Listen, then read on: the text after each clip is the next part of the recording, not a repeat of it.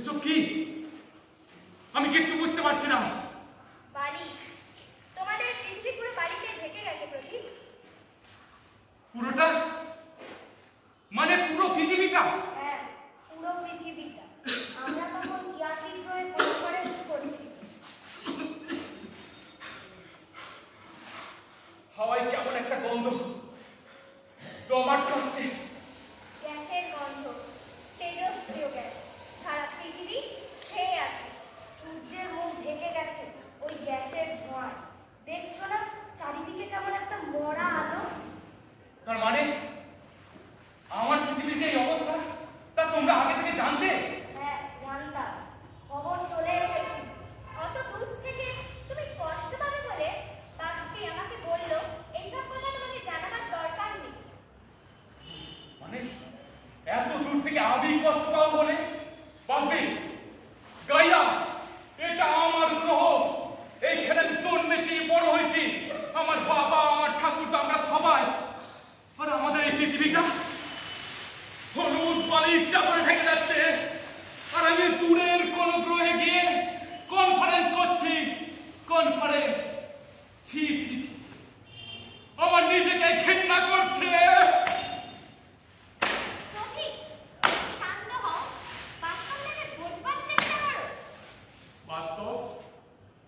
বাস্তবটাকে তোমরা বুঝতে পারছো না।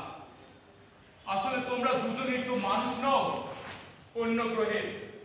আমাদের মতো আবেগ, অনুভূতি আছে, তোমাদের চেয়ে তো বেশি আছে, অনেক মানুষের চেয়ে। আহ, পাপি, ফুল ফুল দেখে যাচ্ছ কেন? ওর অবস্থাটা বোঝো। বুঝেই বলছি প্রদীপ, এই গ্রহকে তো তুমি ভালোবাসো, নিজের মনে মনে করো। তোমার গ্রহর অনেক মানুষই তাই মনে করে। করতো পাস্ট টেন্স ব্যবহার করলে কেন? কি হলো বলো? পাস্ট টেন্স ব্যবহার করলে কেন? প্রদীপ, প্লিজ মাথাটা একটু ঠান্ডা করো, সিচুয়েশনটাকে বোঝবার চেষ্টা করো। ও, তার মানে এই পৃথিবীতে আর কেউ বেঁচে নেই? না, এই পৃথিবী এখন একটা মরা গ্রহ, মরা বালি হলুদ চাদর দিয়ে ঢাকা। কি করে এমন হলো? আমি তো ইয়াসে গ্রহে কনফারেন্স করতে গেছি, বড় জোর। আমাদের হিসেবে 5 দিন, কিন্তু তোমাদের পৃথিবীর হিসেবে 5 মাস। এই 5 মাসের মধ্যে বিশ্বযুদ্ধ বেঁধে যায় এখানে।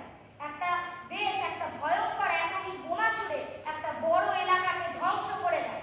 আর একটা দেশ আরো একটা বোমা ছুড়ে। বিষাক্ত গ্যাসের ধোঁয়ায় গাছগুলো মরে গেল। উদ্ভিদের ক্লোরোফিল আর সূর্যের আলোকে খাবার শুষে নিতে পারছে না। জল শুকিয়ে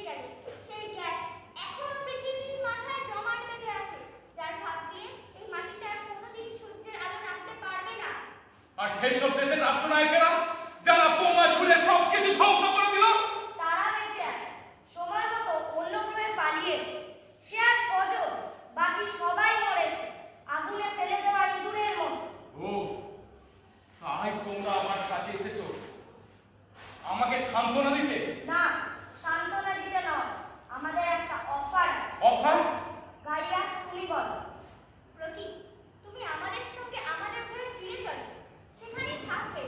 আমরা তোমার গবেষণার কাজে সব রকমভাবে সাহায্য করব। কি হলো? কি ভাবছো? এই পৃথিবী মরে গেছে, এখানে আর কোনোদিন কিচ্ছু জন্মাতে পারবে না, কিছু বাঁচতে পারে না। তাই তো, তাহলে আমি বেঁচে আছি কি করে?